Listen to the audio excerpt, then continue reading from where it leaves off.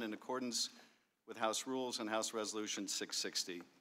With that, I now recognize both Colonel Vindman and Ms. Williams were on the July 25th call. Vindman testified that due to the unequal bargaining position of the two leaders and Ukraine's dependency on the U.S., the favor Trump asked of Zelensky was really a demand. After the call, multiple individuals, including Vindman, were concerned enough to report it to the National Security Council's top lawyer. It was the second time in 2 weeks that Vindman had raised concerns with NSC lawyers. Good morning, everyone. This is the third in a series of public hearings the committee will be holding as part of the. For her part, Williams also believed that asking Zelensky to undertake these political investigations was inappropriate, and that it might explain something else that she'd become aware of, the otherwise inexplicable hold on U.S. military assistance to Ukraine. Both Colonel Vindman and Ms. Williams also took note of the explicit use of the word Burisma by Zelensky, a fact conspicuously left out of the record of the call, now locked away on an ultra-secure server. Colonel Vindman believed that Zelensky must have been prepped for the call to be able to make the connection between Biden and Burisma, a fact that other witnesses have now confirmed. I have the opportunity to make a statement.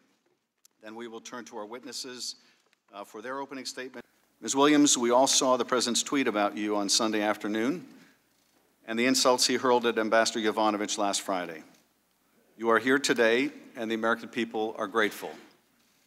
Colonel Vindman, we have seen far more scurrilous attacks on your character and watched as certain personalities on Fox have questioned your loyalty.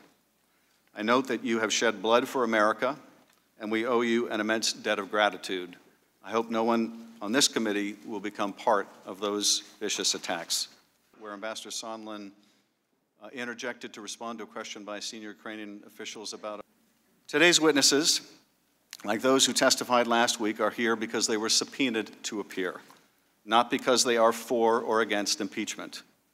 That question is for Congress, not the fact witnesses. If the President abused his power and invited foreign interference in our elections, if he sought to condition, coerce, extort, or bribe an ally into conducting investigations to aid his re-election campaign and did so by withholding official acts, a White House meeting, or hundreds of millions of dollars of needed military aid, it will be up to us to decide whether those acts are compatible with the office of the presidency. I now recognize Ranking Member Nunes for any remarks he'd like to make. After trying out several different accusations against President Trump, the Democrats have recently settled on bribery. According to widespread reports, they replaced their quid pro quo allegation because it wasn't polling well. Witness protection program.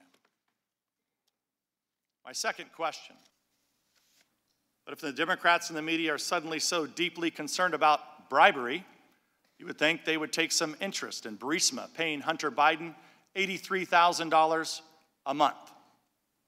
And you think they would be interested in Joe Biden threatening to withhold U.S. loan guarantees unless the Ukrainians fired a prosecutor who was investigating Burisma. That would be a textbook example of bribery for the Obama administration.